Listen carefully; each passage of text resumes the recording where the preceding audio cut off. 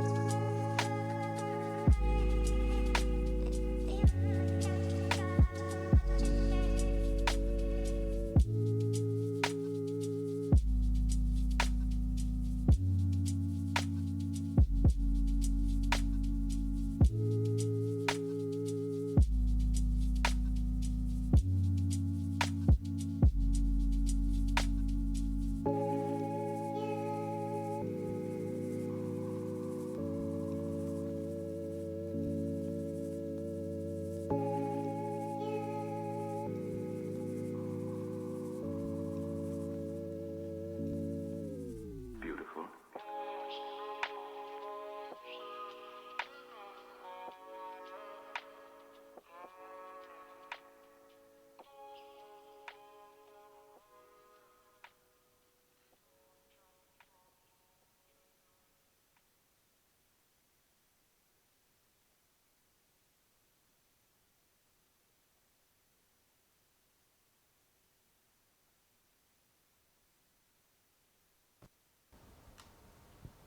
Three, two, one.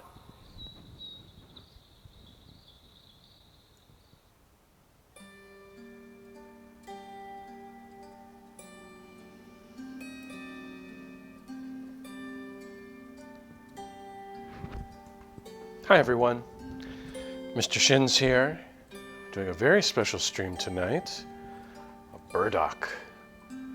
So this is a original language visual novel that was made for Game Jam, the Spooktober visual novel jam, which just ended. And I have permission from the developer, who, full disclosure, is my wife. And I'm going to get started here. I just need to get a couple things set up, so I need to do that, and I'll just let the music play for a bit while I get my things together, and I will be right back.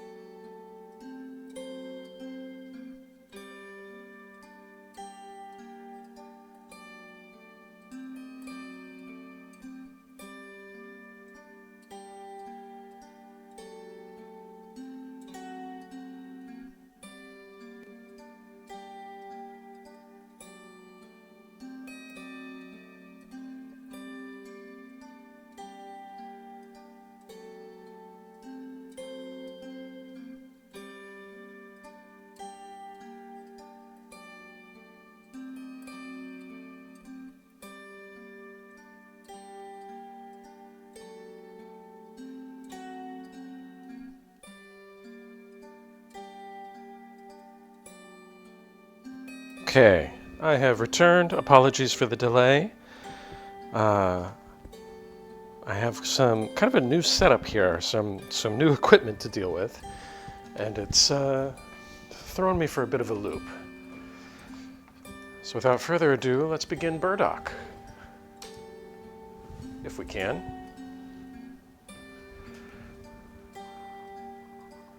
There we go. Continue? No. Oh, I see. Uh-huh. You have to kind of explore in order to begin.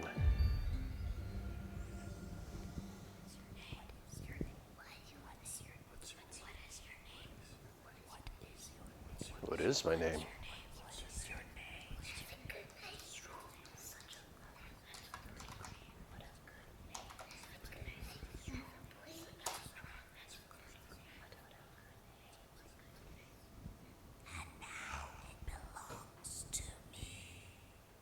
Oh, damn it.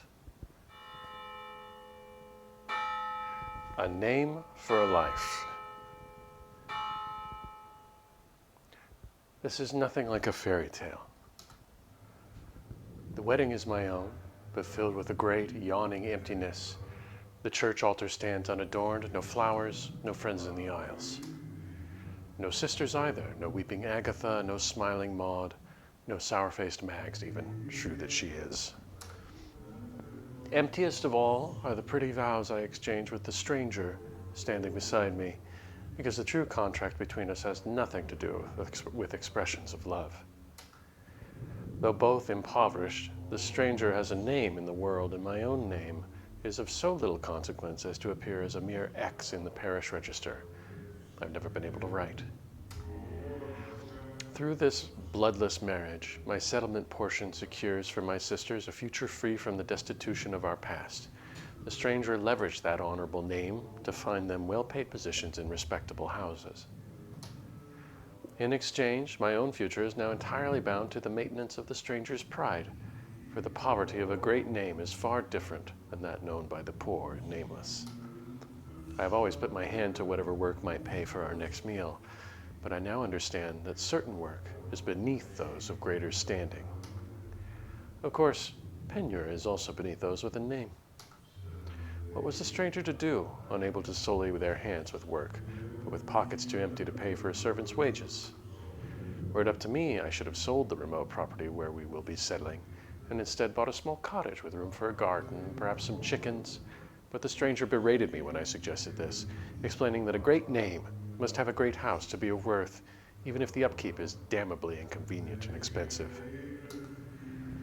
But now the stranger must only see me fed and clothed, and while I am bound to them by marriage, my role will be that of a permanent servant.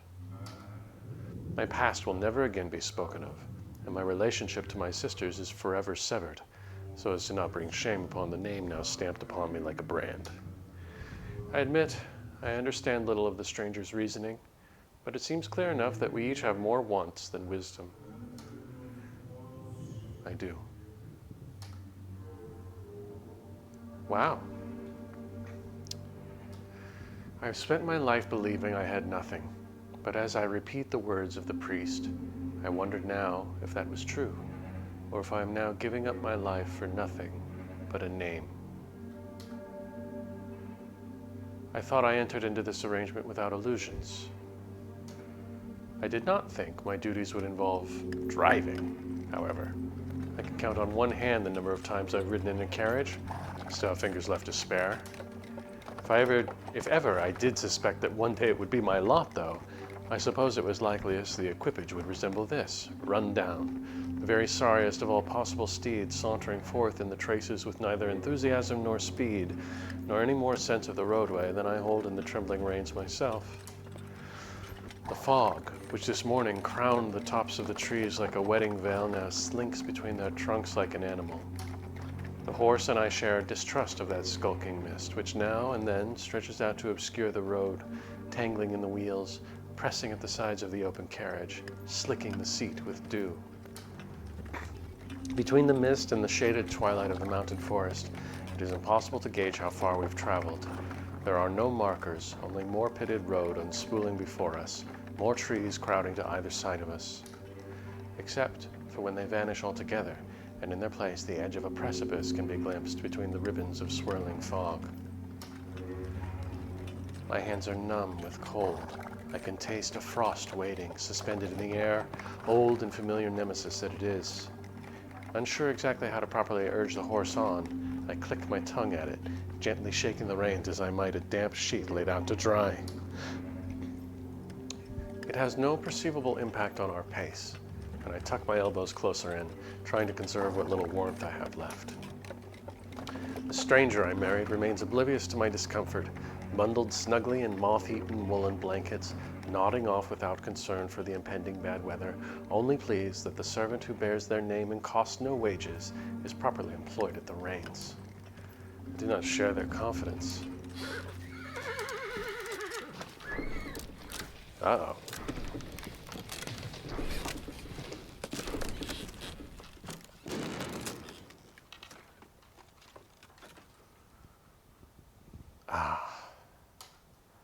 Perhaps this entire matter was ill-advised after all.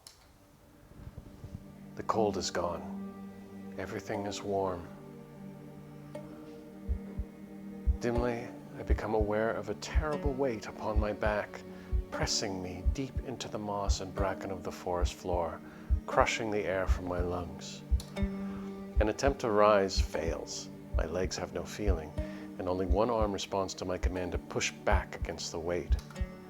Abandoning the effort as futile, I instead strike out, gripping the earth in one hand, dragging myself over knobbled roots and sharp sticks, damp leaves clinging to my face and arm. I am outpaced by snails, but in motion nevertheless. Eventually, air finds its way into my chest again, rattling noisily in my throat as I fondly pull myself clear of the upturned carriage. With a final push, I roll and put my back to a rotting stump, soft with moss, and survey the wreckage. The horse is nowhere to be found, which comes as a relief. It must have broken free as the traces snapped, I surmise hazily. I wish it well in finishing the journey for us. An appendage juts out from beneath the wreck. A cursory glance assures me that it is not mine. The stranger I married was less fortunate than the horse, it would seem. This sunken forest glade is a journey's end for us both, then. A truth even I can read, written out in the trailing, garish red of blood I have traced along the green and brown of the earth, in the limbs which do not answer my calling, and the air which even now I struggle to find in sufficient supply. With nothing to do but wait to die, I blink, and time passes. You taste like sacrifice. The voice is a whisper on the wind, the sigh of trees and water, something false and imagined, a trick of the mind. Still, I bestir myself and pry open my eyes once more. Against the wash of crimson, I register a green more verdant than any I have previously known, a curiously dark gaze fixed on me with interest. Sacrifice? The word wrenches from my throat with violence, but emerges almost without sound. The odd figure of green nods, tracing my limp arm with one sharp-tipped finger. It comes away stained with my blood, which they then sample with all the fastidiousness and relish of a gourmand at a banquet. Yes, that faint sweetness, sacrifice, the bitterness of regret, a slight tang of selfishness, but sacrifice, willing sacrifice. It has been some time since I last tasted it. The fathomless gaze returns to my face, lips now streaked with crimson.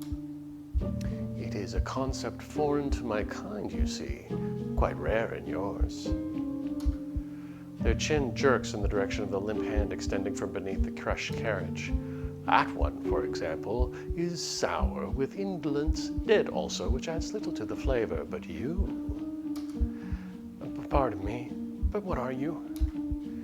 The green head tips to the side like an inquisitive bird, brow furrowing in a ripple of lichen. I have no reason to call myself anything in particular. What do I appear to be? My vision is clouding and I blink rapidly, trying to refocus on the form before me. Dying mid-conversation feels innately rude, and I have no desire to offend this creature, whatever they may be. Are you... Oh, we have a choice. A fairy, a human, a friend, a tree, death. Well, he's kind of tree-like. He could be death. I am dying after all.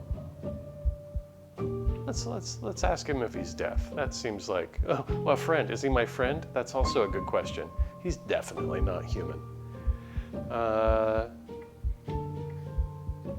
you deaf?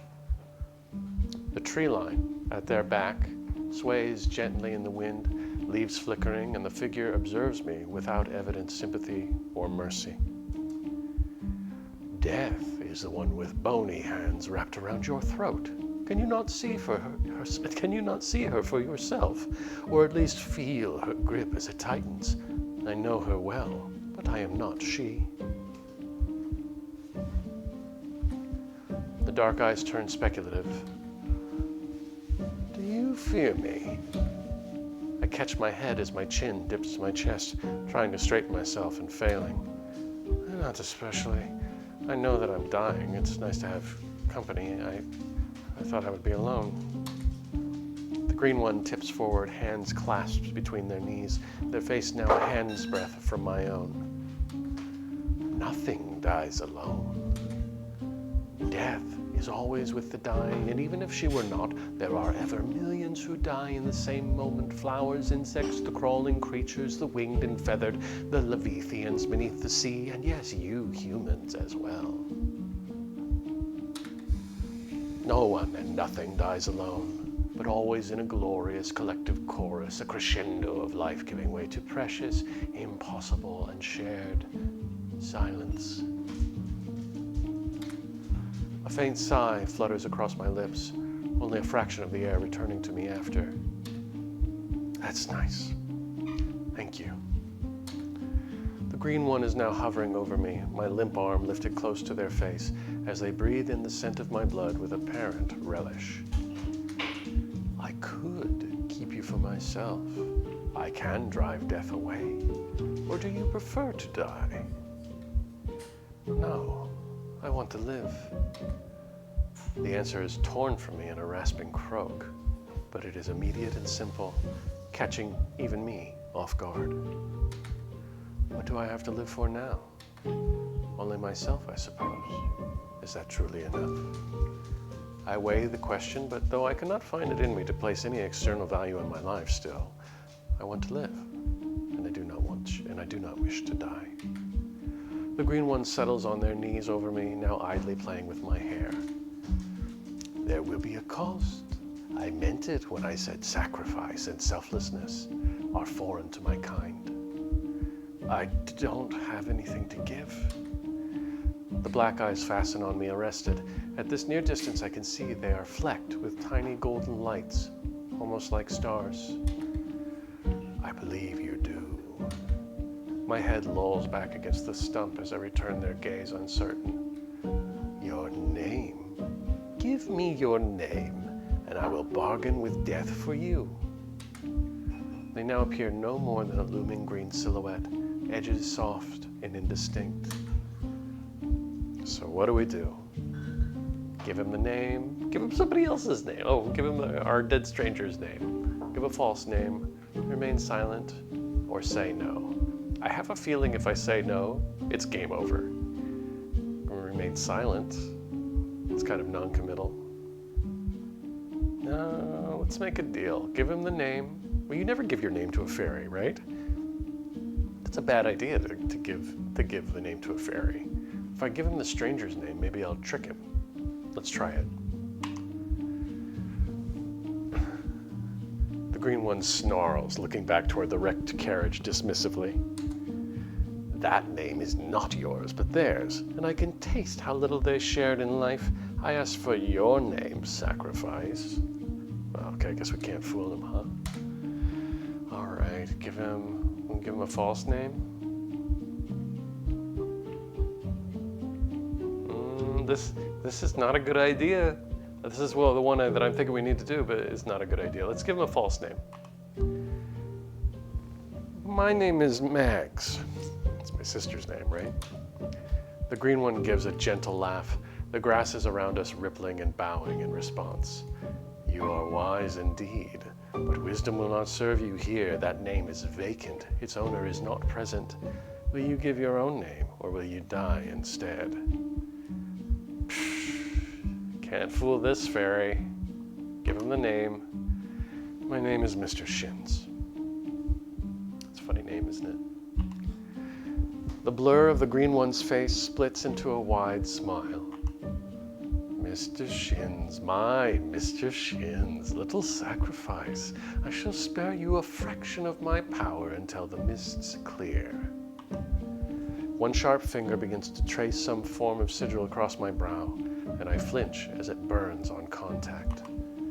The mists swirl more densely between us, wrapping around me in a cloak of frigid damp and wind. A plume cuts through my throat, and I gasp, taking the cold air in with desperate swallows. For a moment, all I can do is recollect how one is meant to breathe, a matter even newborn babes manage without instruction, and yet I find it was readily forgotten. The green one waits patiently, observing my labored heaving and panting impassively. Once I am more sure of my voice, I cough once, trying to meet them gaze for gaze, excuse me. Do I get to know your name in return? My teeth are chattering, but my chest now rises and falls as steadily as it used to. The green face becomes sharper, clearer in my vision, eyes crinkling at the corners as if in response to a private joke. Perhaps if you earn it, but first you must survive. They bite down hard on the pad of one viridescent thumb, concluding their sigil on my brow with a striped seal of amber blood, like the sap of a tree. At once the cold is shaken from my limbs, warmth and feeling returning to fingers and toes with tingling awareness, like water sparking as it hits hot oil in a pan. Survive, I thought. I revolve the green one's words in my head, clarity returning to my thoughts as well as my vision. They continue to gaze down at me, inscrutable. You said, until the mists clear. They smile as if pleased by a small child who has successfully executed the very simplest of tasks. I did. Your precious name, Mr. Shins, has bought you time and opportunity. To purchase life beyond that, however, you must first prove yourself worthy of being, at the very least, my attendant. Should you excel, well, then perhaps I shall tell you my name in turn and confer with it a great share of my power. The enigmatic gaze narrows, but should you fail, your life will dissipate with the clearing of the fog. How can I prove myself then? What qualities would make me worthy? I'm not of noble birth, and I have few talents. The green one rises to their feet in an impossibly fluid motion, waving a hand dismissively. The standards whereby you mortals judge yourselves are very little matter here, and do not interest me in the slightest. Whatever you have been before, whatever you shall yet become, your present concern is the same. You must complete 3 tasks. The first, they raise a single sharp finger and indicate the tree line in an eloquent sweeping motion. For the first, you must cross this wood.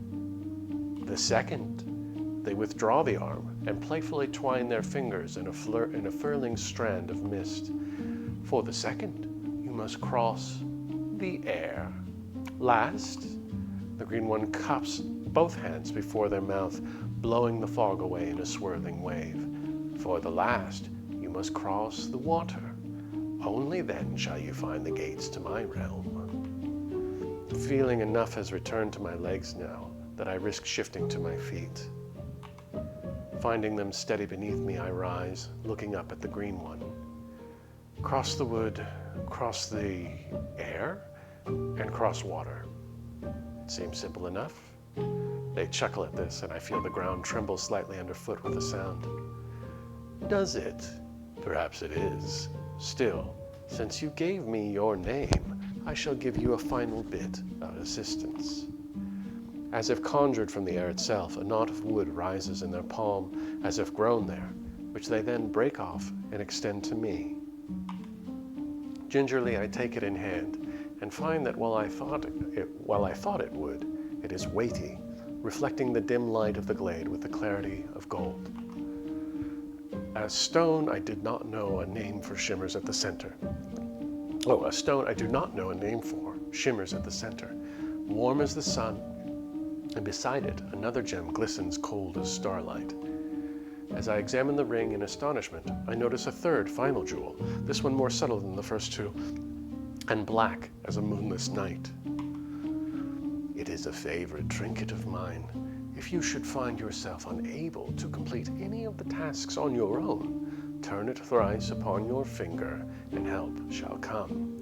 Be warned, however, little sacrifice. Abruptly closing the distance between us, they take my chin in hand, tilting my face gently upwards. The strange voice pitches low like the rumbling of a distant storm. All things have a cost. Okay, so we should not use this ring, right? You'll want to be wary of seeking easier pathways without knowing the toll they shall exact in the end. With this, they release me, stepping away. Their silhouette once more begins to blur and shift, and though I scrub at my eyes with the back of a hand, they appear no clearer for it. I wish you the luck of the trees which do not fall to fire, of rabbits which escape the snare, and of birds which survive the lightning, my mistershins, my little sacrifice. Perhaps then we shall meet again at the gates of my kingdom. With a final flourish of gray mist, the brilliant green of their form is swallowed up by the glade as if it never was anything else, and I am alone.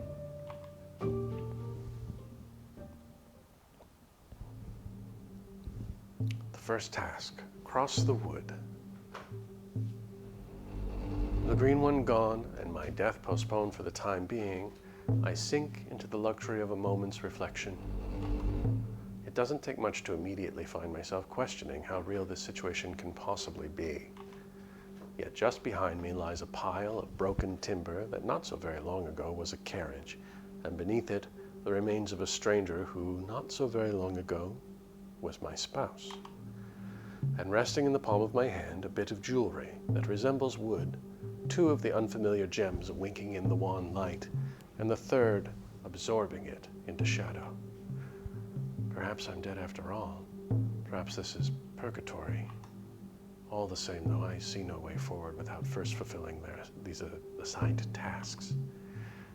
After the briefest hesitation, I tug off the plain wedding ring that was placed on my hand just this morning, replacing it with the green one's token. The simple band weighs heavy in my hand, and reluctantly, I draw nearer the only part of my dead spouse visible beneath the wreckage. Crouching beside it, I place the wedding band in the hollow of their palm, my fingers inadvertently brushing against theirs, which already are gelid and stiff. I don't know that word. Gelid? I'll have to look it up. I try to suppress my shudder, set on showing them at least that much respect. You were never more than a stranger to me, but I am sorry you met your end this way. I wish you well on your journey. I rise, preparing to shift my thoughts to the first of my tasks, but instead find my vision suddenly clouded. The mist is now dark as coal smoke. Leaving so soon? How little your vows have meant. I whirl, trying to face the voice, but it seems to come from the very air. Still, I recognize it. I'm sorry, You know, in some eras, the spouse was buried alive alongside their fallen other half, a gesture of proper respect. I'm sorry, I didn't mean for you to die. I'm sure if you still had life left after the accident, the green one might then have... The green one? Their kind only seek to slake their own selfish desires, to sup upon that which humans have, and they will forever lack. You have an inferior kind of manner to you, a sense of subservience. It is why I chose you for my partner. You pose no threat. You give up what you have so very, very easily. The cloying smoke and fog sigh like a drafty chimney. But now I find those traits most inconvenient. My name is all that remains of me, and you are all that remain to bear it. If you insist on flaunting your inherent vulgarity by outliving me, I demand you at least return to civilization as my living monument and see to it that I am not forgotten and left to rot here in this wood. The air still... the audacity of this. The air stings my eyes, sticking in my chest in a viscous haze, which cough though I might, I cannot seem to expel. How would you have me do that? I live only because of the intervention of the Green One. If I disobey their command, your death in my service would be preferable to your survival in theirs. But I do have a solution to propose. I turn, prepared to stride away from the noxious fumes, but the dead hand suddenly turns, gripping my ankle and causing me to fall, the circle of my ring pressing a round imprint in my skin. I am not yet finished speaking, my love. You would do well to listen. If nothing else, you owe me that as the one who authored my demise. I never claimed I could drive. It was you who... Silence! What I have to say is to your own benefit, or do you prefer to live in the service of that Green One? I am left without a reply to this, beyond choking still on the polluted fog. Good. You will find that the remaining broken traces are of iron chain. The one who would be your master cannot stand against cold iron. What you must do then is to wrap some fragment of the broken traces at your ankles and wrists and conceal it beneath your clothes. Then, once you have completed your tasks and stand at the gateway to their realm, they shall grant you your life in full, but find they are unable to drag you with them. I struggle to kick my leg free, but the hand is like a manacle, clammy and unyielding. How do you know so much about the Green One? The voice drops to a growl. I know because I now know death. She is most displeased to have you snatched out of her grasp so rudely, and I am helping you, ingrate that you are. The Green One is bound by their bargain with you. Whether you know it or not, complete your tasks and they will ensure you shall live. It is up to you to outsmart them by this measure and then make your way back to civilization. As if doused by water, the darkness and discomfort abruptly wash away on a chill wind, and my ankle is freed, the hand going limp once more. I cannot stay longer, as I am dead. I cannot force your hand, but I should hope that once you survive and find yourself in possession of my estate, you will at the least send someone to collect my remains and see to it I receive a proper burial. Remember my words, though, and remember that you are all that is left of my name. You owe me. With that, they are truly gone.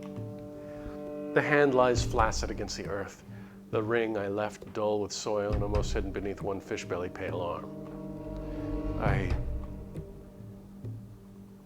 wrap myself in the iron chain, or I disregard the ghost suggestion. You know, I think this is a good idea.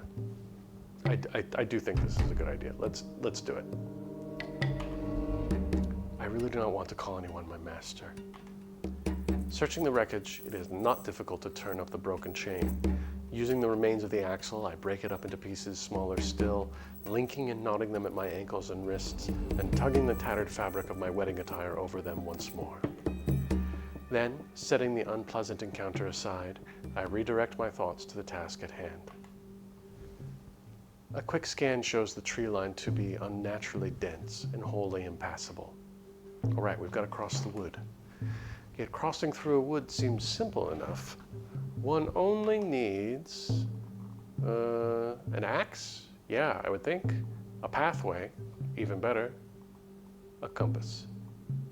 You don't really need a compass if you're just going one direction. A pathway.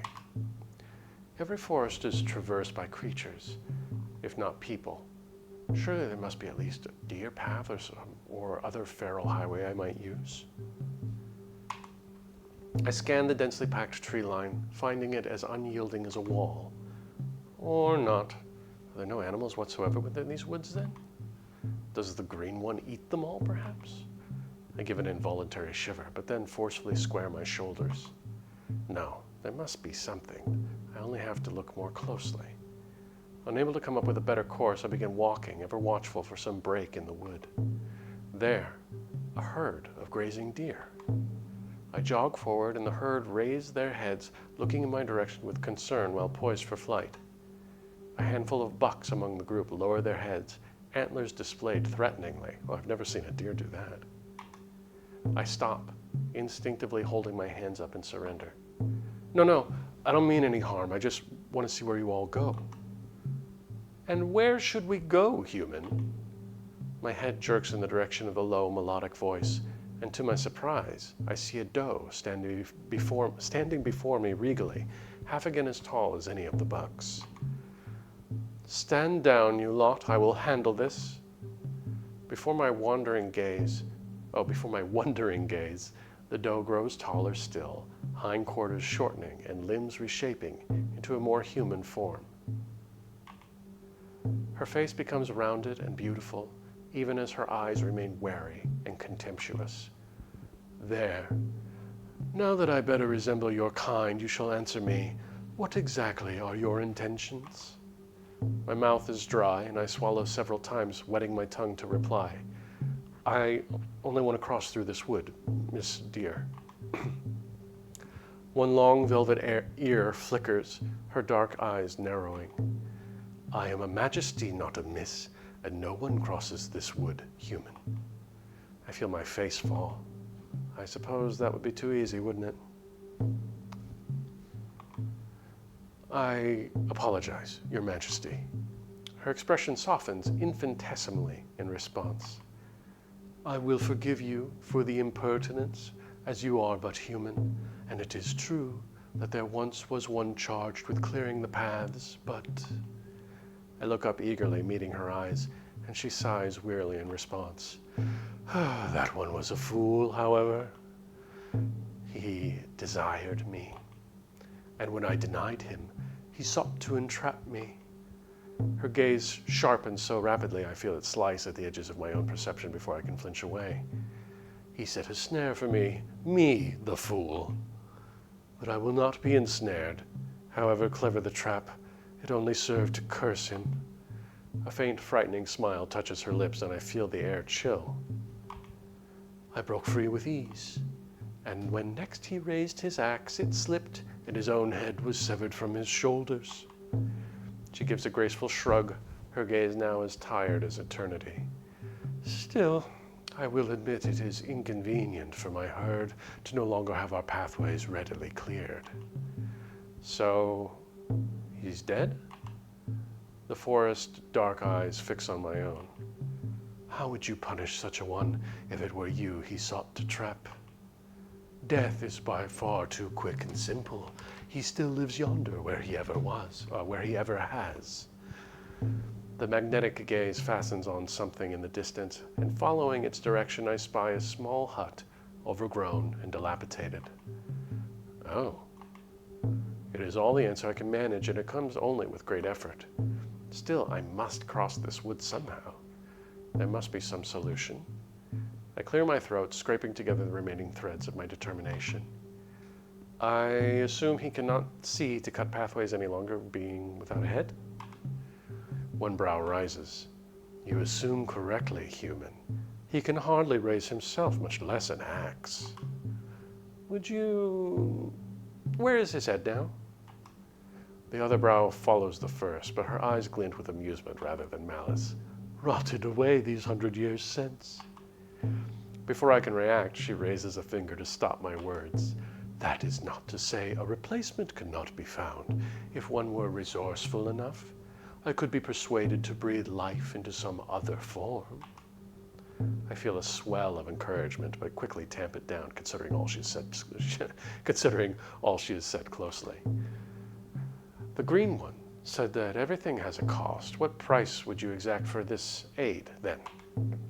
She smiles at this, glorious and warm as a picnic on a summer day. You are well instructed. With the long passage of time, however, my anger has cooled, and as this would benefit my herd, the cost is but minor. Answer me 3 riddles to prove yourself not a fool, and I shall tell you where he might find a new head. I blink rapidly. Riddles to prove I'm not a fool. Her laughter rings clear as birdsong. Indeed, I will not suffer fools in my wood. You needn't answer all 3 correctly if you are not so wise, but you must achieve at least 1 right answer to prove you are no fool either. I force myself to return her smile, attempting to show I am ready for such a challenge, though my hands tremble with anxiety lest I fail. I accept then. What is the first riddle? Will you answer on your own, or do you wish for multiple choice options? Oh, geez. Okay, type my response, multiple choice. Try to type first, then multiple choice if initial fail. I'm very generous. You're very generous. The developer, my wife, just said they are very generous with this. Let's type the response and see how we do. Godspeed. Really? Type the response. Her face settling once more to regal seriousness, she intones with the meter of a poet. What is it that a child might hold in one hand, which once both are full grown, much taller shall stand? The answer is... what is it that a child might hold in one hand, which once both are full grown, much taller shall stand?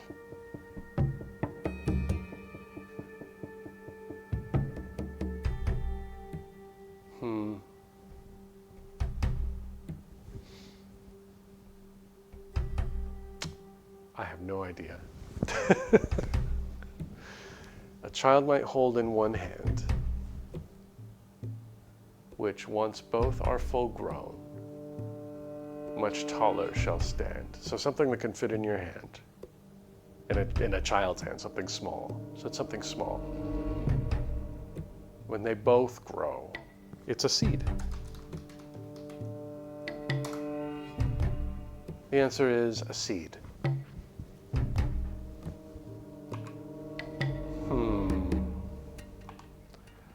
Now for the next. Oh, not even a congratulations? Phew. You may give it, I may take it. You might keep it, or else break it. Whatever its value, it carries this fee. Only as good as you make it, you be. Jesus Christ. My wife is cackling at me.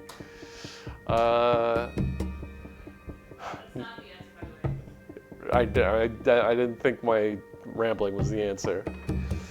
You may give it, I may take it. Okay, a gift can be given and taken. You might keep it, or else break it. Whatever its value, it carries this fee only as good as you make it you be. It's something like your word or your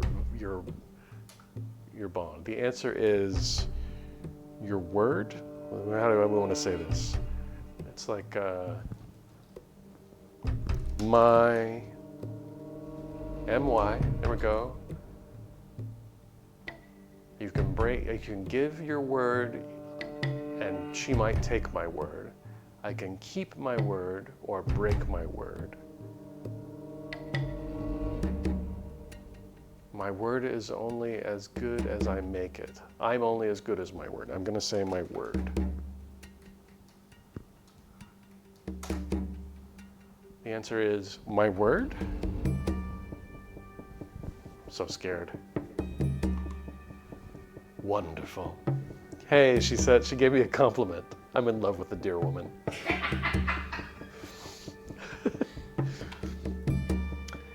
One last. Some are born with noble ones, some with none at all. Some outlive their bearers, others with them fall. It can be used to summon, although it is no spell, and when in company with Fae, You'll want to guard yours well. Oh, that's easy. It's my name. The answer is a name.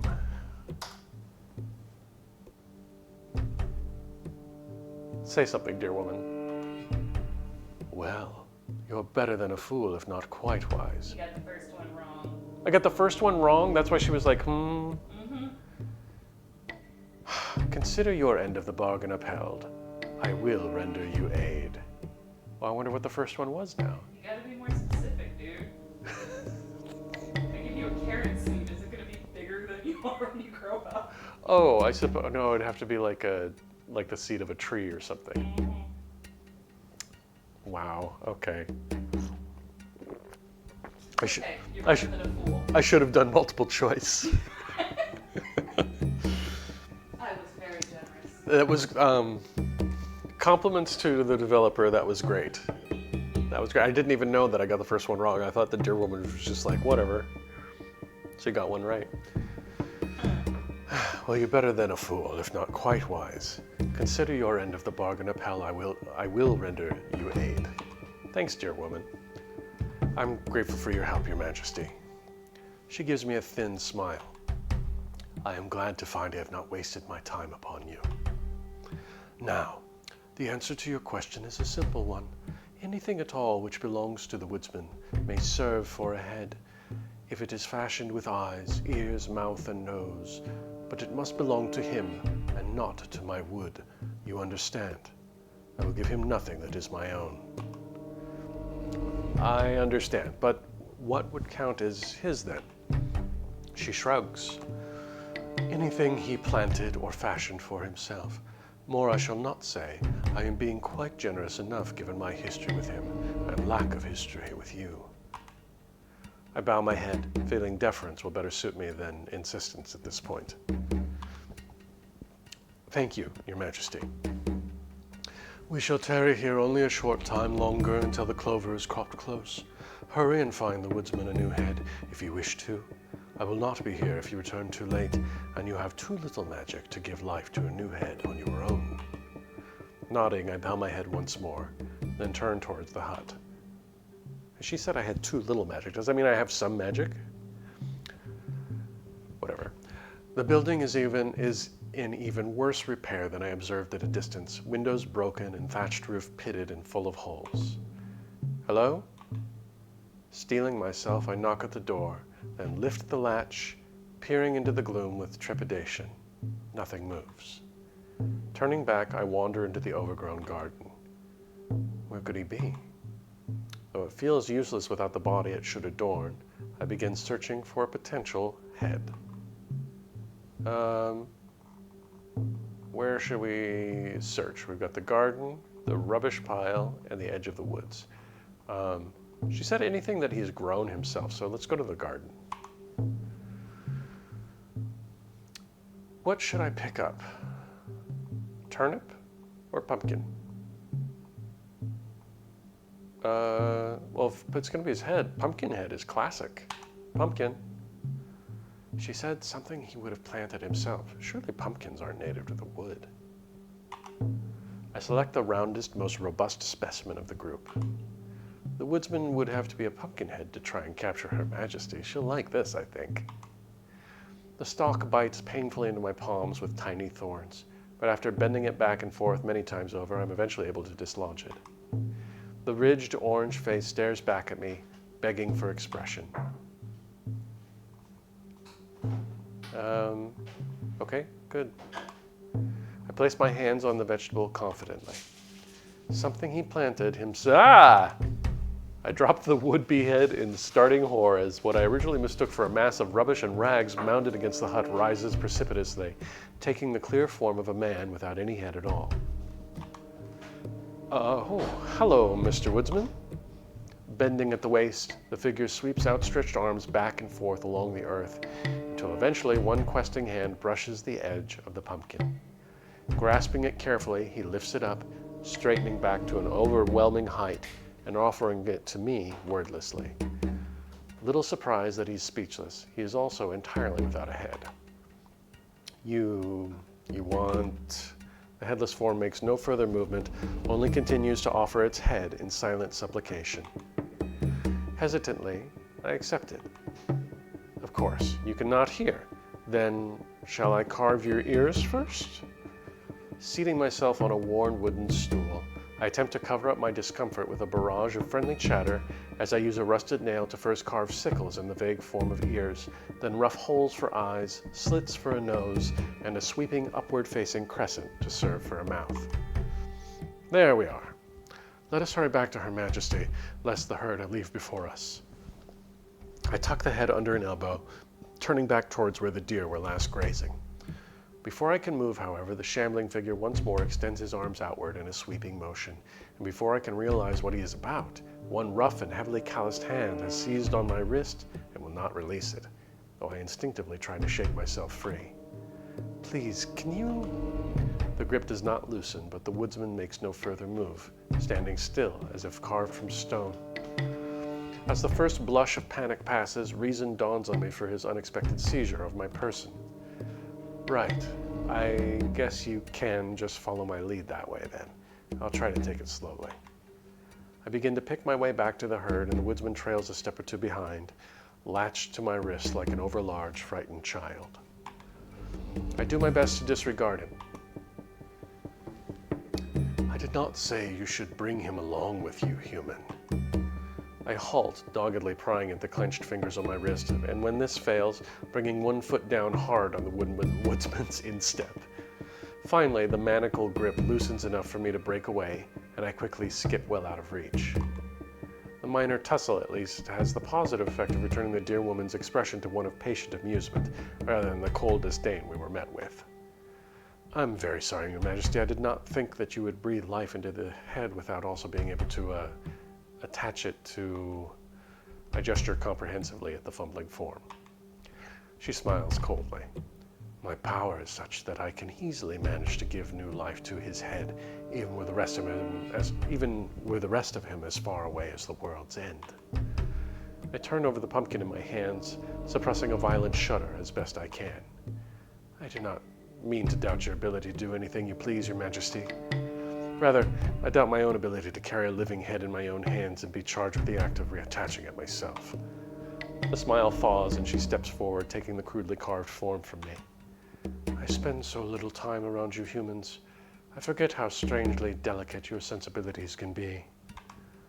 You wage your wars, you destroy one another and all manner of other creatures. You pilfer from the earth whatever your hands can touch. Yet you tremble and sigh when confronted with anything the least bit extraordinary in your view, even when it poses no threat. It is almost charming. She tips her head as if trying to make sense of the workings within my own, then with the flick of an ear, dismisses humankind once more. Close your eyes. Close your eyes, then, if you do not wish to be frightened, for what I am to do will surely frighten a human to death, silly as you are, and your life hangs but tenuously even now. She waits, watching me, and so I close my eyes as instructed. The magic forms first in a sense of gathering quiet and warmth, hypnotic and comforting, then a building pressure that crackles in my ears and constrains me. Just as I begin to fear I will be crushed, the pressure breaks in a shattering, blinding burst of light, rushing cold and howling sound. The shift is so violent that even with my eyes squeezed shut and hands clapped over my ears, I am driven forcibly to my knees and realize that I am howling and sobbing together, screaming until my throat is left dry and raw. Terrific yearning for the initial quiet and warmth is a physical pain that lacerates each of my senses in turn, ricocheting through my body and tearing my mind to pieces. When I wake, I find myself slumped on the forest floor once again. Opening my eyes, my vision is filled with a pumpkin, its expression somehow conveying deep concern, despite the crudely formed lineaments. Oh, you live after all. Pushing myself into a sitting position, I shake my head, trying to clear it of the lingering threads of her magic. I think I do. I congratulate you. Many do not survive the magic that confers life. It is a tricky business, for the great author of such matters yearns for balance, a life for a life. I gave my life away once already. The words are muttered, but she nods sagely in response. And you have been gifted it again, though whether or not you keep it, only the mist shall know. My herd will now move on, human. I hope that this fool, whose savior you are, aids you in turn, for the sake of my wood, if nothing else. To my surprise, the woodsman, fitted with a new head on his shoulders and no longer hovering over me, turns to the dear woman and lowers himself before her on hands and knees, his odd head almost touching the ground at her feet. I am eternally sorry, my queen. Never again will you be importuned by my over-ambitious desires. I hereby rededicate my life to your service, and assure you that the wood shall flourish and the pathways will ever lead to those glades which are most lush. His voice is guttural and hollow, as might be expected to emit from such a source, but the words are rife with earnest feeling. She sighs, but her frosty expression shows no sign of melting. Get up, fool, and see that you keep your word this time. Not for several centuries more am I likely to forgive you, but for now I shall tolerate your presence in my wood, so long as you do not cause me any further inconvenience. Now go about your work and be grateful you are at least useful, even if no amount of reflection can make you wise. He bends his head to the earth once more, then rises to execute a surprisingly graceful bow in my direction. Human, as it is you who have secured for me this opportunity to make amends for past wrongs, I shall declare a path through the wood for you as you seek. I am grateful for your determination and compassion, both in service to Her Majesty's needs as well as my own. We could not else have found a resolution and moved forward. My offense was too deep and her anger too great. The dear woman snorts contemptuously, but still turns, nodding my direction. You at least have done well. I wish you luck in your journey, and I hope you shall live to see another sunrise. Thank you for your generosity, Your Majesty. She smiles again, clearly pleased by my deference. I have done what I can for you, human. Now I will ask that you leave this wood, and hope you shall never return to it again. With a final regal glance, she turns away, and the herd fall in line behind her, moving forward through the clearing as one. To my great surprise, I find that as they move on, a gap is revealed in the wall of the forest. The woodsman works quickly, it would seem. Listening closely, I can hear the distant thumping strike of his axe, and the rustle of trees, and the mists themselves feel lighter than they did. My blood runs cold as the thought repeats.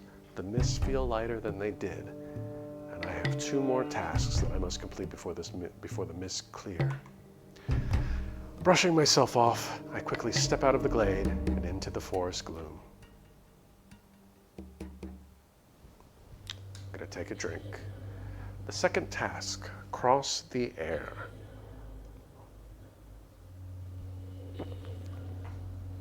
The pathway now cleared for me, I proceed into it, abyssal and constrained though it is. If this is the path I must cross to survive, then a group of tiny fey folk of bright countenance and attire appear before me. Are you the one bid to cross this wood? Yeah, that's me. The pixies laughed like sleigh bells. Of course, there is no other of your kind in this wood, no other of your kind in quite long. It is a rare honor indeed. I shift uncomfortable, and immediately a half-dozen of their band grasp at my sleeves, pulling me forward again. Oh, this is bad news. You should not fear us. No, you have come so far, but have too far to go. We know all pathways, all the roads, and that one does not lead to ease. I suppress the impulse to shake them off, instead observing the tiny creatures closely. They have no wings, yet seem able to traverse the air as easily as the ground. Each time they speak, it is in a small chorus, which I assume is because their individual voices would be imperceptible to me, standing so much larger in comparison. What do you mean it does not lead to ease? The little figures pull at me with more ferocity than before, their voices taking on a coaxing tone. Come with us, come along. We are much kinder than that other one. With us you may be lulled with song and treats more decadent than any you know. Why brave the tasks ahead? Why should you struggle so? Come away, and turn your steps instead towards apples sweet and dances gay. A second path opens before us, this one littered with leaves of crimson and gold, and dappled with sunlight that breaks through the mist in shafts of shimmering warmth. Will this take me to my destination? The little heads bob eagerly in unison. It is the shortest path to your journey's end by far more pleasant and much less long. The green one said nothing to me of a possible shortcut when they assigned the tasks, but then they had no cause to mention it either, assuming the pixies were telling the truth. I decide to see where the pixies lead me. No. Have you ever read a fairy tale? Politely decline. I think I might be that. Brush the pixies aside and keep walking. Let's be polite. They're being polite. I dip my head in a quick bow, formulating my reply carefully. I am grateful for the kind and very generous offer, and I would like nothing more than to keep company with you. However, I think I must continue on the harder path after all. I have already completed the first of the 3 tasks. I have to believe myself capable of completing the remaining 2 before the mist clear as well. The pixies murmur amongst themselves, then release my sleeves, still full of restless motion, but their good cheer unimpaired. We shall not stop you, no, not we. With regret we'll let you go. But since you are so nice to us, so nice and kind, we willingly part with this advice. When given 2 choices, which both seem bad, 2 more crop up just behind. For rather than take this one or take the other, you may take both, or neither. The hell? When given 2 choices, which both seem bad, 2 more crop up just behind. For rather than take this one or the other, you may take both or neither. Okay, well, we'll stow that one away. I nod again, committing their words carefully to memory, nonsense though they seem, which they do. I hope that's useful later on. Thank you, and I wish you well in your revels. Merrily, the pixies wave me off, wending their way along the sunnier path, the piping chorus of their voices drifting back to me faintly. Though you choose the longer path to meet your journey's end, still we hope you shall fill the time well till then. They're rhyming. The mists begin to gather more nearly as I walk on, even as the trees crowd less closely. Watch your step, human. The voice is a smooth one, if thin, and scarcely louder than that of the pixies. I stop, looking around myself to try and identify the speaker. Then the fog shifts again at my feet, and to my dismay I find that I am standing no more than a step away from the edge of a cliff. I tumble backwards precipitously, and the clouding mist breaks enough for me to realize I am at the top of a chasm, its depth impossible to guess in the fog. Thank you for saving me. It seemed a wasteful death, and I am up here above you. Tilting my head back, I see the reaching branches of a towering dead tree, warped and tilting part way out of the earth, several of the larger limbs already collapsed around it in a display of ongoing rot and decay. The tree? No, there. Barely visible, I identify a dark speck suspended in the air between 2 of the remaining branches. Are you a spider? The thin voice becomes sharp with impatience. Yes, though I am also far, far more than that. Do you greet other humans as you have greeted me, human? I pause. No, I most often greet others by name. What is your name then? Just because you are willing to surrender yours to that other one, do not think I shall so readily offer you mine. It is not a matter of what one is called, but how. And you addressed me as a human addresses a spider, something you perceive as small and lesser. It is a terribly off-putting attitude to take, given that I have just spared you a useless death. I am very sorry, Spider. I did not mean to be disrespectful. Is there a title you prefer to go by? The spider considers this a long moment. Spider will do, though I am not averse to compliments either. I take this in stride. A generous spider. Can you tell me if there is any way across this chasm? This form of address seems to please her, and she lowers herself from the heights of the dead tree, the silver strand of her thread glinting moodily in the uncertain light. Much improved, and I can, though it would be a better question to ask if I shall. I bring myself a little nearer, reflecting that a lifetime of work in often humiliating service to others has left me surprisingly well prepared for this exchange. Lovely, kind spider, are you willing to help me, unworthy as I am? To my alarm, she draws upwards again, as if to leave. I said I like to receive praise for myself, not self-abasement from you. It does not further compliment me to make yourself pathetic, for if you are small and I am large, you can be of no use to me at all. Shame plucks at my heart, heat rushing to my neck and cheeks in a wash. Yet I've known so many who had raised themselves by the grinding down of others, though perhaps spiders are more discerning in their preferred form of flattery than people are. In either case, I must smooth this over. You are small and I am large, but you are not useless in my eyes at all, wise spider. She lowers on her thread once more. I was speaking figuratively, human. But if you will cease insulting yourself when you ought instead to compliment me, I may be persuaded to help you. If you would advise me, thoughtful spider, I would appreciate it. I have made it this far, but I do not see a clear way forward. She drops down farther still, now hanging level with my eyes, twisting gently on her thread in the wind, the mist catching on it and studding it with sparkling points of dew. For a human you learn quickly enough, I suppose. I shall advise you how to cross the chasm. However, it will be for you to decide how to go about it. I listen carefully, tilting forward to catch her voice. There are 2 herbs which grow close by, each with a different magical effect. When consumed, one enlarges and the other will shrink. The effects are temporary and last but a short while. Still, it would be long enough it would be long enough that were you and I the same size, I could weave for you a sail, much like my young ones have, to catch the wind and ferry them on to new territories. If we are the same size, you would do this, then? I cannot do it while I am small and you large, human. Either I must grow in size, or you must shrink. There is no other way of going about it.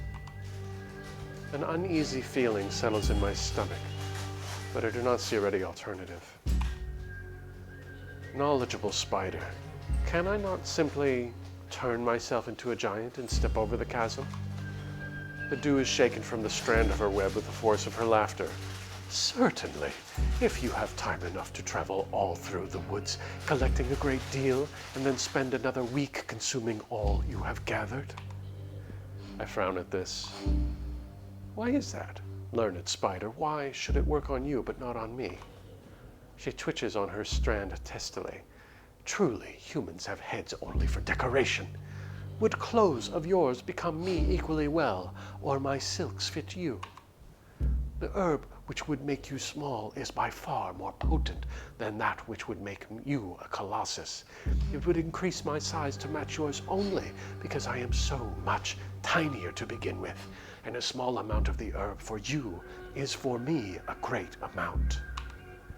I weigh asking the question that weighs most heavily on my mind, and finally decide to give it voice.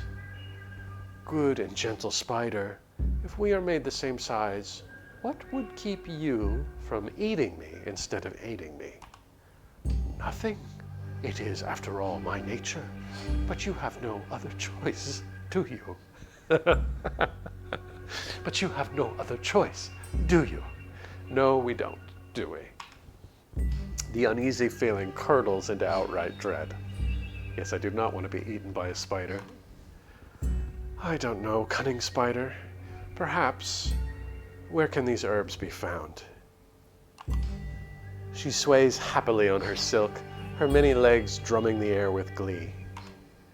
Not far for you at all, just a short walk back the way you came. If you look on the left-hand side, you will eventually spy a clump of green, spiked brambles with reddish fruit. Do not eat the fruit, but bring the leaves, and that shall make me grow. Some little bit further on the right, you'll find a bushel of golden mushrooms. Break them off and bring instead the bark they have formed upon. That will make you small. Thank you. I shall go look. I turn the puzzle over in my head as I search for the assigned herbs. Too soon, I find the spiked green brambles studded with wine-dark reddish fruit. Okay, so the fruit... Oh, I already forgot what she said. Darn it. Okay, so the fruit, don't eat the fruit, but take the leaves.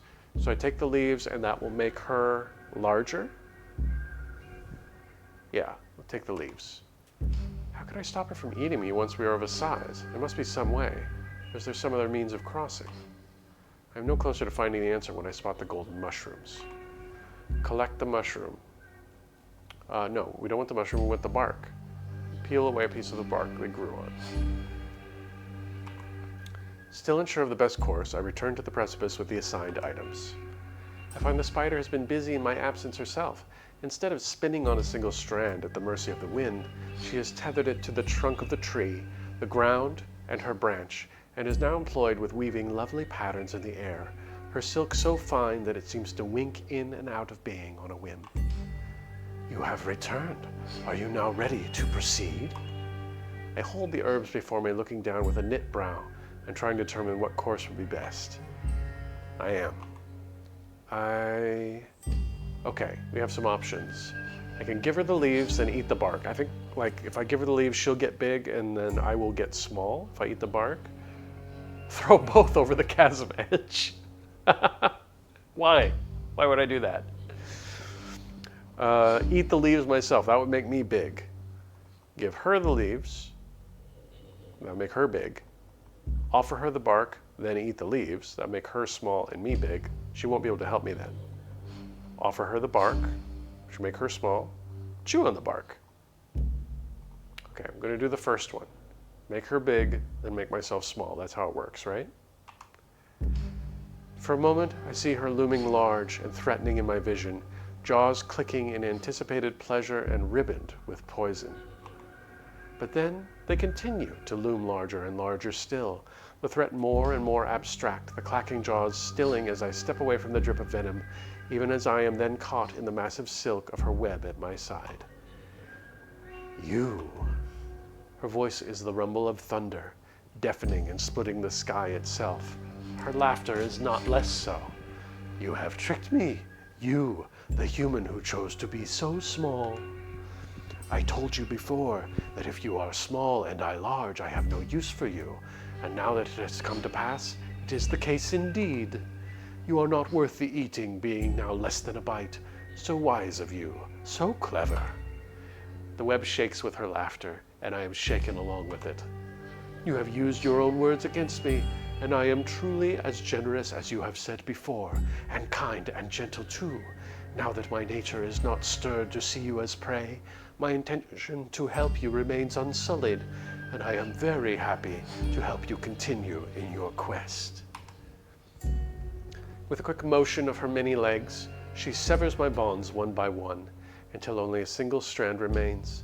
It catches the wind, rising through the mist and rendering the spider smaller and smaller again in my view. Fare you well, human, and remember my words. That which is small is not the less mighty for it. When I speak, it is from the depths of my heart.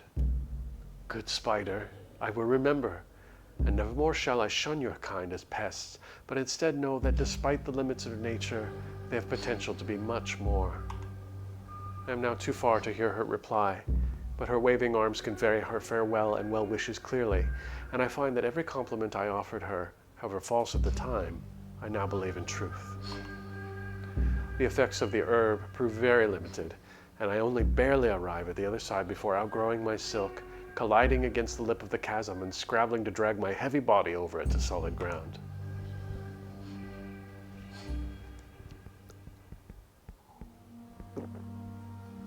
The third task, cross the water. At length, I moved from the edge of the chasm, pulling myself along the earth with effort before rising once more to my feet. That's now 2 of the tasks I have accomplished. I have crossed the wood and crossed the air. Next comes... Listening closely, I hear the gentle lapping of waves upon a shore, and espy the glittering of water ahead, wreathed in fog. Crossing water, and I cannot swim. Arriving at the rough pebbled shore, I squint into the furling mists. Briefly, I spot a verdant isle in the center of the lake, bright as an emerald before being veiled once more, and which seems likely to be my intended destination. A face breaks through the dark, mirrored surface of the lake, and a beautiful and distinctly inhuman gaze fixes on me curiously. "What are you?" His voice is supple and appealing, suggestive of pleasant company and abundant charm, and seems to emerge almost from the water itself. "I'm a person, a human." 2 separate sets of lids flicker across the shimmering golden eyes. "That explains it. I thought you were an extraordinary-looking sort of animal. I have never before met one of your kind, a person, a human. Welcome to my home." "Thank you, Sir Marrow.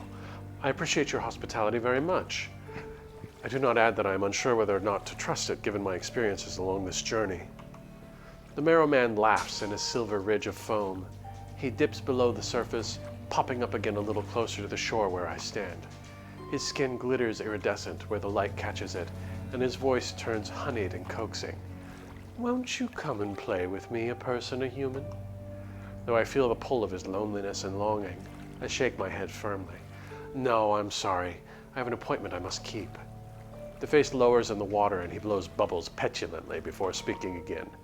"Why must you keep it? What appointment must you keep?" I point out over the lake, though I cannot see the island through the fog. "I must cross this water and reach that isle in the center." The round eyes shine, widening further still. "Oh, is it the other one you seek?" "I'm looking for the green one, yes." His voice becomes the wail of a frightened child.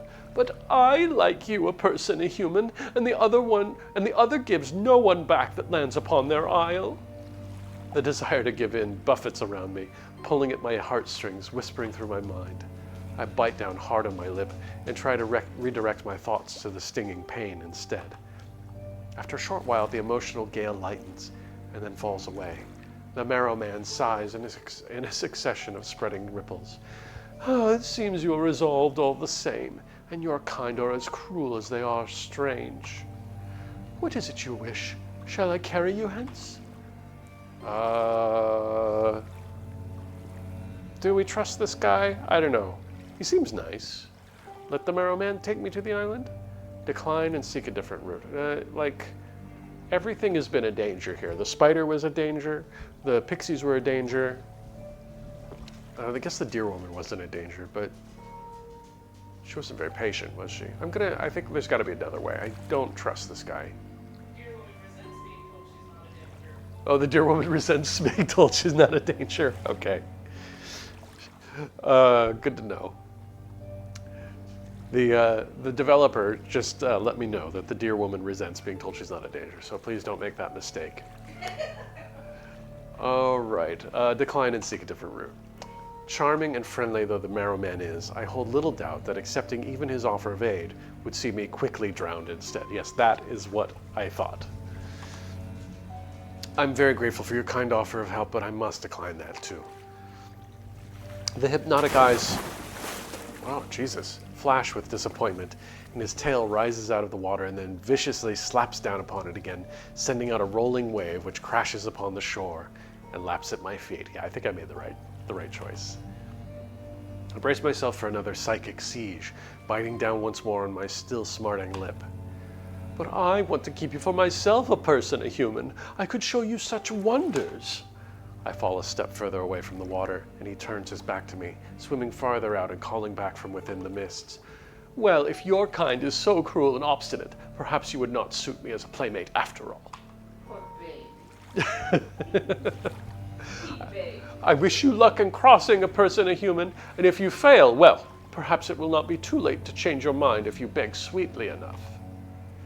I wait until I'm quite sure he's not going to return, and then seat myself amongst the grasses, trying to determine my next course as the lake gently laps at my feet. If I can cross the wood and cross the air, I must also be capable of crossing the water. I only want for... Pardon me, mortal, might I ask for your aid? My surprise in being addressed almost causes me to fall into the lake, and I whirl, looking around for the new speaker as I scramble back to my feet. I am startled to find an unnatural ball of fire and lightning has formed immediately beside me, crackling and reeking strongly of sulfur. Ah!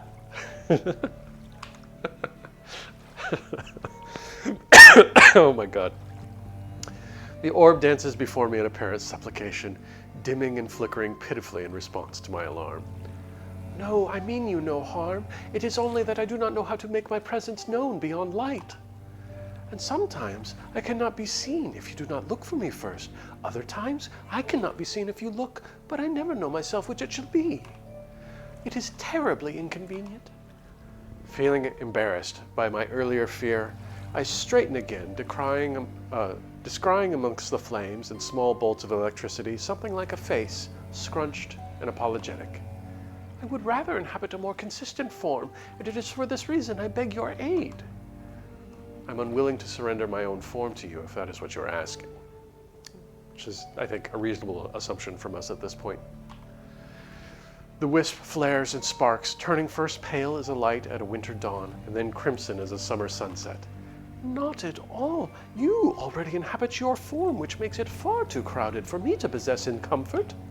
Rather, I would have your help in constructing a form of my own, being as you are a living thing, and better understand such matters. The warped and shifting visage contorts and twists hopefully, and the fire guttering down to a yuan yellow, the burning scent, so like rotting eggs, now worse than ever. Okay, I'm sorry I do not have time to help you. I think all I have is time right now. What is it that you want from me exactly? Yeah, we've got time. We're stuck here. The light flares, sending skittering threads of lightning dancing up and down my arms, my hair rising in the charged air. Not so much for you, but a great deal for me. Though I have collected many things which once held life, I cannot possess them without their carrying some organic form as well. I cannot myself see but spirits as I pass, and I do not know what a proper form ought to be. Oh, that is a problem. How is it that you can see me then? The light blinks at me, puzzled. I can only see your spirit, but mortals are quite distinct to me and carry a weight we others can only imagine. It is why you shine so bright in our eyes, and it is our reason for so dearly coveting that which you have as birthright. That brilliance, that flaring light you shine before you so quickly again snuffed out. Who would not trade the dull years of eternity to know the force with which a mortal feels, the pain and sorrow, the bliss and joy? You have no idea what I look like then. The wisp laughs, an act expressed less in sound than in the darting rays it sends out in random bursts. I know how your spirit appears. Why should your form matter? Are you your body, or are you yourself? You light up all this wood, yes, and shimmer like a beacon from here to the beyond. What a nice compliment. I feel so complimented. The vessel that holds you does not define you. It merely serves you, else how could I see you at all? I consider this unusual perspective, and find I approve of it. It is not the way we mortals perceive others, but I like your standard far better. Where is your collection? I will help you if I can. The wisp sends off more sparks, appearing like nothing so much as a firework display. Thank you, mortal, thank you. For this service, I'll do you good in return. If I can, I will lead you to my collection. Here it is, all once living, but occupied no longer. If put together, will these not serve to make for me a body of my very own? Oh shit, what is this? Okay, let's select a head. What would work for the head? Well, the skull. The skull is a good head. Well, this looks like it was once the head of something, at least. Let's do the torso next. Okay, we have driftwood, dead fish, rotting log, crab carapaces, animal bones. A log, the torso is probably the biggest part. So driftwood or the log. Let's do the log. That kind of works. Seems the closest to a body. Hopefully it won't fall apart too soon. Arms or legs or hands or feet. Let's do arms. What would work for the arms? Dead fish, animal bones, driftwood, crab carapaces. Let's do animal bones. Not quite. Okay. What about driftwood? I think you scrolled past Oh. what you meant to click on. Oh, did I scroll past? Okay.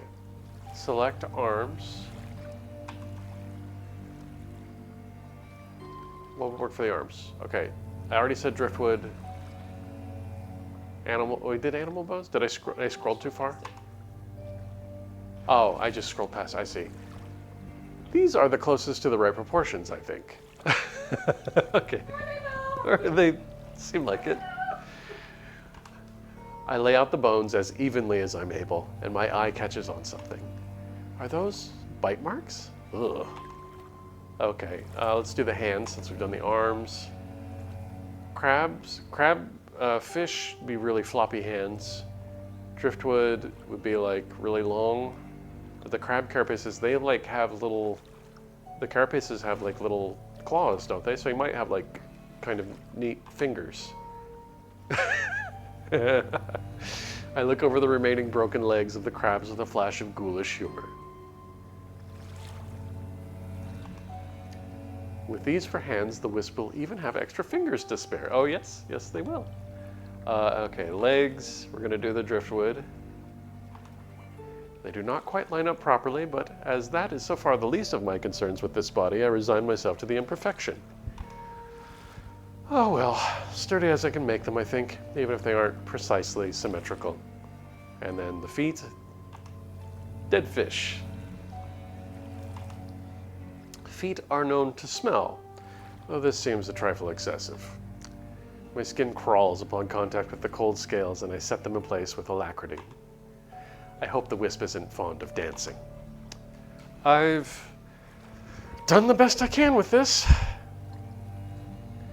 The wisp hovers over the monstrous form I've shaped, and then in a flash of light vanishes, and the horde assemblage rises from the shore, first standing one arm and leg, and then the other, before properly sorting out top from bottom, ligaments of lightning tying the alien pieces together. The horrifying figure shuffles to the edge of the water, looking down at its own reflection before turning back to me. How splendid it is! How fine and lovely! I see you now, I do. It is true your form is nothing like this one, but I can tell from my superior proportions that you have made me more handsome even than yourself. I am thankful for your compassion, mortal. I stand your friend, and in your debt you may ask of me a boon, and if it is in my power, I shall provide it. I turn this over in my head, unsure how the wisp might be of any help, but unwilling to turn away the offered aid either. I need to cross the water to the island in the middle of this lake. Do you know of any way I might do so? The awful head twists in wholly the wrong direction, then rotates back to me. I know the place you seek. I have nothing that will help you cross the water, but I can at least light your way through the mists. With a hissing, popping sound, The wisp conjures a small ball of light, which shines brightly through the gloom and mists. "Here is a fraction of my spirit. Hang it before you, and it shall show your path to the isle." I accept the ball of light gingerly, and to my surprise, it does not burn, but only emits a pleasant warmth, if also accompanied by the distinct scent of sulfur. "My debt is now paid. May you find your way clearly going forward, mortal." With this, the alarming form shuffles off into the woods and out of sight. I cradle the little light in my hands, looking back towards the water. The light shines out in a bright beam as I do, piercing through the mists and reaching to touch the green of the isle in the distance. Well, I can at least see my destination, even if I cannot reach it. I fall silent again, looking around me for anything that might serve as a raft, when I hear the skittering of many tiny legs all rushing toward me.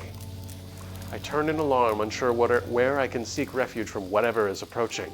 But before I can decide whether the greater threat lies within the water or out of it, I hear myself hailed by a familiar thin voice. "There you are, human.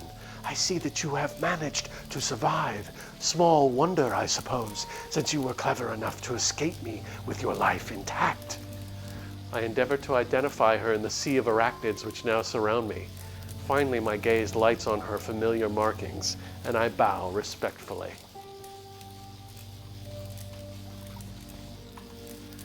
"Hello, good-natured spider. What brings you here?" I suppress the urge to sidle away from the churning swarm of spiders, which now seem to be spinning a dense web in unison. "You do, human. The more I considered the matter, the more it seemed to me to be a disappointing, wasteful end, were you to succeed in outwitting me, only to fail in a pathetic way thereafter. My pride smarts at the very thought."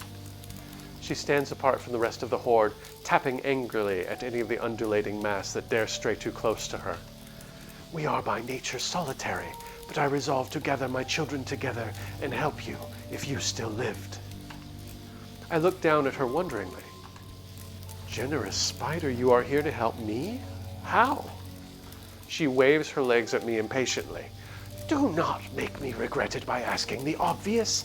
Though we are too small to do so alone, in this number we are capable of weaving a sail for you, though it still needs a vessel, which you seem to be lacking." "Sweet spider, can't I ride the wind as I did before?" Her voice turns sly. "If you wish to make yourself small again, the wind might be able to carry you even that much greater distance, but you would do well to consider all your present company, both here and in the lake. It is a very imprecise mode of travel, after all." She heaves a tiny sigh. "And there is still the matter of my pride. Well, you have used your wits to find a light to guide you at least, so I'm sure you will be able to figure out a vessel too." The swelling tide of small bodies recedes, revealing a sail of spider silk hanging suspended between the reeds. "I am grateful beyond words, kind spider. I will do my best not to die a senseless death and embarrass you." "See that you avoid it, human. We shall depart now to our respective corners. Fare you well." With the same rattling and scraping of legs, the spiders depart. What shall I do for a vessel then? I'm alone for less than a minute before a heavy tread sounds behind me. "Who? Oh, woodsman?" He emerges from the gloom, a pile of lumber slung over one broad shoulder. "Her Majesty complained that I have now cluttered her wood with the trees I felled, and bid me make myself useful and tidy up. She suggested you might be in need of aid with your tasks, so I have built a bridge over the chasm for you." He seems to anticipate high praise for this act of generosity, however belated it may be. I swallow, pointing out that I have clearly crossed the chasm already, instead summoning a wan smile. "I thank you for it very much. And should I ever need to make my way back across again, that will prove a great help, indeed. For now, though, it is the water I must cross." The crude carved eyes blink down at me owlishly, then look up at the lake and the isle. "I see. I do not have enough lumber left to build you a bridge to the isle, I fear. And even if I did, I do not think the other would tolerate such an open thoroughfare connecting to their realm. They are not unlike Her Majesty in their particularities, and I have already lost one head. I do not desire to lose another. My shoulders slump with disappointment. That cannot be helped, I suppose. Would not want to lose my head either. The woodsman jerks forward, patting my shoulder in an almost human display of sympathy. There, now. I dare say I could build you a raft, however. I see you have a fine sail already, and a light to guide your way. It would be enough to ferry you across to the place you seek, as the winds here are drawn toward where the magic is strongest. Before I can do more than lift my head in surprise, excuse me, he has moved away. I'm gonna take a drink. Pardon me, everyone.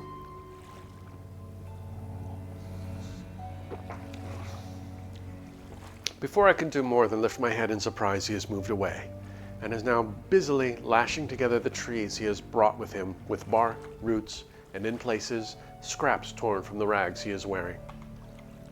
As before, the work is completed within an uncannily short time. Finally, he fits it with a short mast, the sail now billowing in the wind. There, I have helped you 3 times now, and also cleared away the wood as I was bid to. Perhaps my queen will be pleased with my work. Farewell, human. He turns and shuffles back into the mists, heavy footfalls still echoing out over the lake. Though I cannot help regarding my makeshift craft with extreme skepticism, I place my little guiding light upon the prow all the same, pushing the raft into the water and leaping aboard. To my great relief, it moves steady and true, taking on enough water to damp my knees and feet, but thankfully not so much as to capsize. The light shines impossibly bright and reflects the green of the isles so strongly as to stain the surrounding atmosphere in the same disconcerting hue. Journey's end. The words are murmured, and I am caught off guard when a familiar voice answers through the mist. Indeed it is, my mistershins, my very own little sacrifice. The fairy. My craft settles against the lush shore of the isle, and I disembark, my feet sinking into soft mosses and golden leaves. I am almost alarmed by the pervasive sense of peace that radiates from my surroundings, feral and overgrown as they are. Welcome, my own Mr. Shins. You have finished your journey and stand now at the gates of my kingdom. I am pleased you have succeeded in your tasks. I turn my face upwards toward the resonant voice that sounds from somewhere high in the trees, and after some searching, find the green one, their form draped negligently over a branch like spreading lichen. No sooner do I meet their watchful gaze than they smile, dropping from their perch to land soundlessly upon the ground before me, verdant and charismatic as when I first saw them in the clearing. I've done as you asked. I crossed the wood, I crossed the air, and now I've crossed the water. The green mouth quirks with pleasure in response to this, and they step nearer still, looking me up and down. So you have indeed, my Mr. Shins. So indeed you have, and in return I shall now grant you your life. One green hand rises, stroking my brow, where they had first traced the sigil. And at their touch, I feel my skin prickle with an animal awareness of danger, but it passes away almost as quickly, swallowed in a gentle wave of honeyed warmth and calm. It does not burn or sear like the heated strangeness of magic, but rather settles upon my skin like a well-worn cloak, something that is not other, but comforting, and my own. My life. My life is mine, once more. In the past, I never recognized how precious it feels to own one's destiny and self.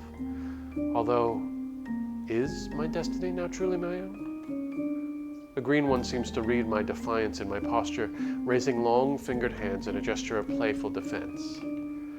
Now, tell me your tales, or shall I tell them for you? I meet the black eyes, deep as an eternity studded with stars, and the smiling mouth takes a whimsical tilt. You You gave to me your name, my Mr. Shins, so allow me to sing your story. When first we met, you were near dead, and by my magic spared. They shape two faint figures from the mist, which drift in the air between us. I gifted you your life, my Mr. Shins, and lent to you my bond. The mist encircles the figures in a ring, before contracting sharply and dissipating. Oh, I forgot I had the ring.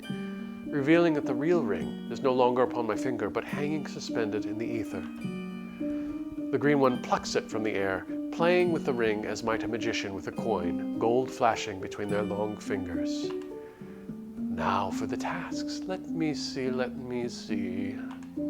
They roll the ring onto one broad palm, brow knit as they examine it closely, as if scrying for answers. The gems wink in the light, all three now showing green as summer leaves. I cannot read the green one's expression, the mists weaving around between the golden horns and veiling their eyes. To cross the wood. The mist rises in spires behind them, like the dense glade where I first arrived.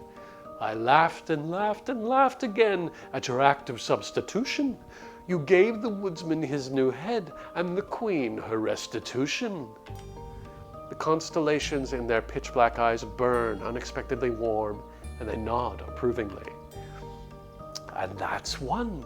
You've proved diligent and resourceful. The phantom grove of trees falls away again to mist. Through the wood you made your way, the first task now complete. You did not stray from the path, little sacrifice, despite the pixie's temptations. I commend you for it. I should have disliked rescinding my magic after taking the trouble of saving you to begin with. A hand rests lightly upon my head, as if rewarding this choice with their benediction. And so you lived on to attempt the next task. The mists part sharply to either side of the green one. Her web alone is not the danger within a spider's lair, and yet you showed your wits alert and escaped unensnared. They break into a wide smile, radiant enough to make the strands of mist glisten and shine like spun gold. And that's two. You are quick-witted and clever, my Mr. Shins. The green one strokes my cheek as if I were a cat. With this, the mists fall, now pooling at our ankles, and for the first time since entering the woods, I can see the glorious landscape around me in full. Towering mountains blanketed in red and gold trees, glaucous water shimmering below the veil of fog that rides upon it like steam swirling in a teacup. The green one stands at the center of my vision as if wrought from the earth itself, bound together with light and shadow. The air around them is perfumed with the scent of a forest in the rain, of growth and decay inextricably commingled, and their skin glows both the lush celadon of new life and the dull patina of rot.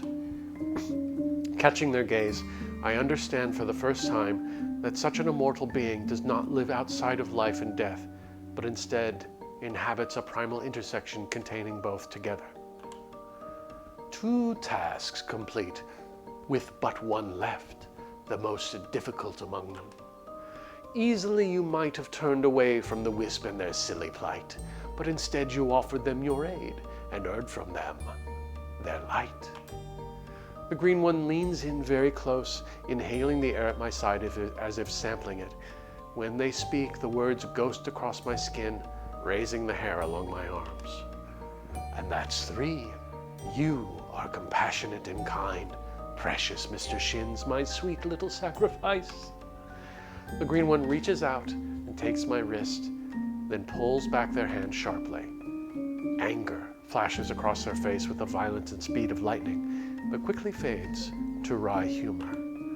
Oh, what have we here? Iron?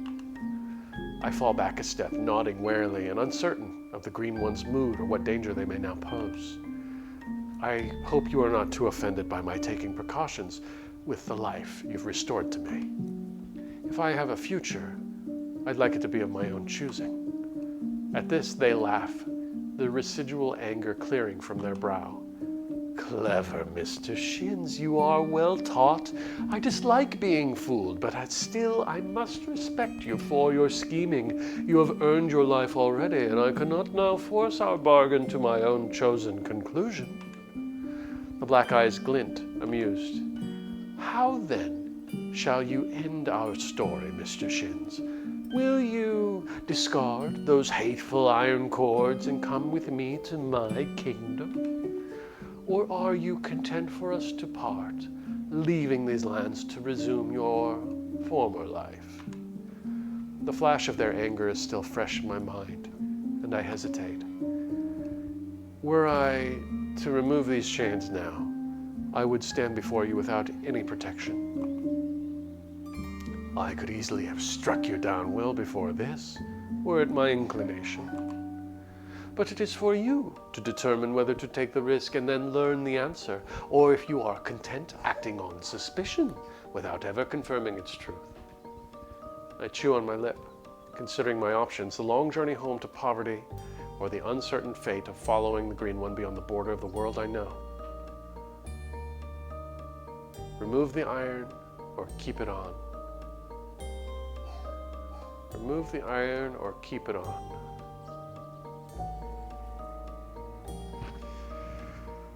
Do I trust this guy? He gave me my life back, but what does he get in return? A slave?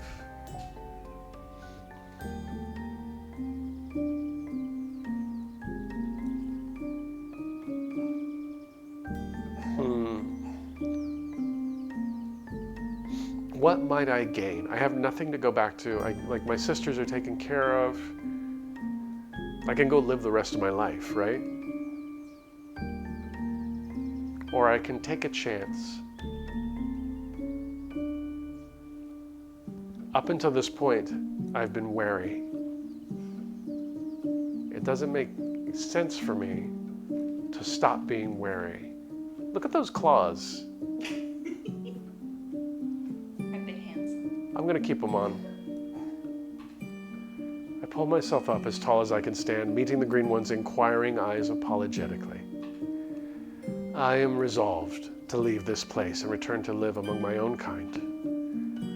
The Green One lets out a mighty sigh, dispersing the mists entirely, and the verdant green surrounding us dims with their disappointment. They reach out as if to caress my face, but withdraw their hand again sadly, without making any contact. I should have liked to share my kingdom with you at my side to rule it, Mr. Shins. You carry the best of what your kind can offer, beyond the wildest aspirations of my own to obtain. But it is not to be. Even if I were to whisper my name to you, it will be forgotten as soon as you depart these lands, and as I do not wish to be forgotten, I shan't tell it to you after all. I swallow, unsure how to answer this, and they grin. I have now been tricked and thwarted both, but I cannot fault you for it. Your journey back will be long and arduous, but in token of the favor in which I hold you, I shall impart some final advice. Their form begins to fade, turning first dull and opaque, and then the trees which stand behind them begin to show through, as if the Green One is reverting to mist himself. I would be grateful for it. As I would expect, little sacrifice. Now listen well. Your raft will carry you back to shore, but keep with you the light, and wrap the sail about you. I nod, unsure but willing. There is a copse of young trees close upon the far shore. Craft for yourself a cup of bark, filling it with water before you depart, and in your other hand select a stone large as may be carried. Strange though the commands seem, I nod once more, only the faint outline of the Green One remaining, though their voice is no less clear. You will pass back over the chasm, which the woodsman has now bridged. Once in the wood again, fill up your pockets to the brim with the leaves which litter the ground. Lastly, make your way back to the road from which you first fell, and you shall then meet with an old friend to ferry you wherever you please. It all seems nonsense, but after the experience that I've had in treading through this odd landscape, I am unwilling to disregard the offered advice. Thank you for all you've done to help me. The last of the green one dissipates with the mist. You are quite welcome, my mistershins, though mine no more. May you know your value to be dear, for you have won my favor, and it is a feat no other mortal has achieved. Farewell, we shall not meet again. The voice fades out and is gone. I return to my raft, pushing off from the shore where it has been tethered, but wrapping myself in the sail and holding the light in my palms. The silk sail becomes a fine cloak of silver wool, and the wisps light a glowing lantern. The raft moves of its own accord, gently propelled to the far shore again. Now wrapped warmly in my cloak, I look for the copse of trees and peel from one a long strip of bark, shaping it into a cup and retracing my steps back to the shore. I fill the cup from the lake, and finding I am thirsty after the day's efforts, I drink deeply and find it does not empty, instead refreshing itself constantly with water, both sweet and clear. My thirst slaked, I select among the rocks one both large and smooth, though not so heavy as to be a burden. To my surprise, it shifts from slate to golden brown, the hard surface turning soft and spongy, and I find myself holding instead a sizable loaf of bread. A single bite alone immediately sates my gnawing appetite, and for perhaps the first time of my life, I know what it is not to hunger. I arrive at the chasm once more, finding the woodsman has crafted a natural-appearing bridge of fallen logs, which remains steady underfoot. The spider has returned to her delicate abode, but does not answer when I greet her. Once more, I walk the woodland path, stopping every now and again to set down my lantern and fill my pockets full of fallen golden leaves until they are near bursting. They grow heavy as I walk, and upon pulling one out again, I find it is transformed into a golden coin worth more on its own than anything I have before earned through hard labor. At last, I arrive back at the glade where first I began. Butterflies trundle among heavy-headed purple thistles, and I find the wreck of the carriage is now piled against the wall of the cliff we tumbled down, my erstwhile spouse, vanished. I clamber up the slope of broken wood, which not only does not shift underfoot, but seems to support me in my ascent. Cresting the edge of the road from which we tumbled, I am met with a pair of fathomless black eyes, not unlike those of the green one. The horse, which once pulled our carriage, now stands patiently waiting, reins of pondweed hanging from a wooden bit, and a saddle of soft moss and leaves slung across its back.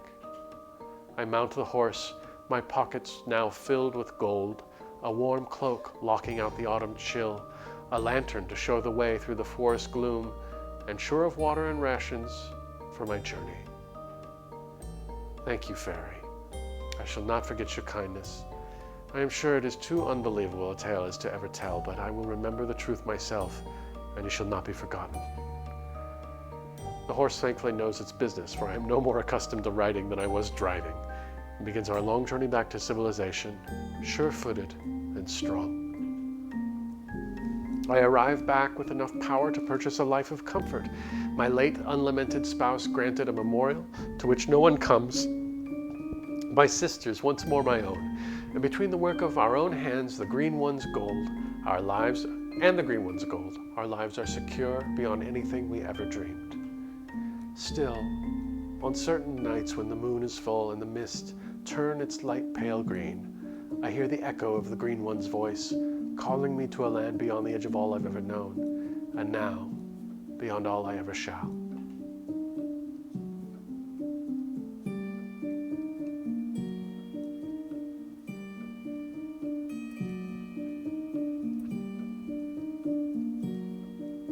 Lovely.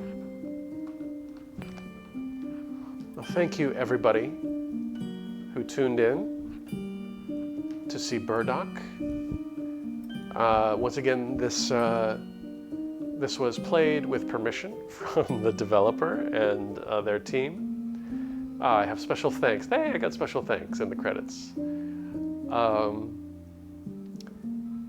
So this game is right now in a game jam competition on itch.io. It's itch.io.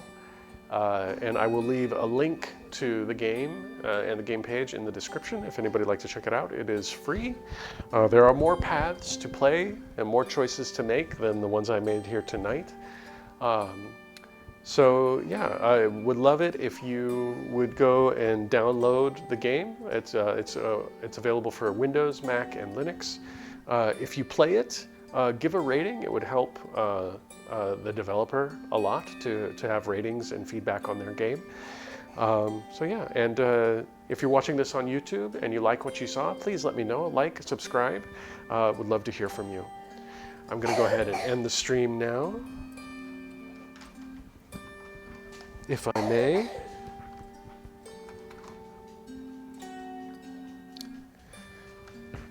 Again, appreciate everybody. I will be back on tomorrow. Tomorrow we have the Al Mazrah Art Walk, hopefully. And looking forward to seeing you then. I'll see you then. See you on the next one.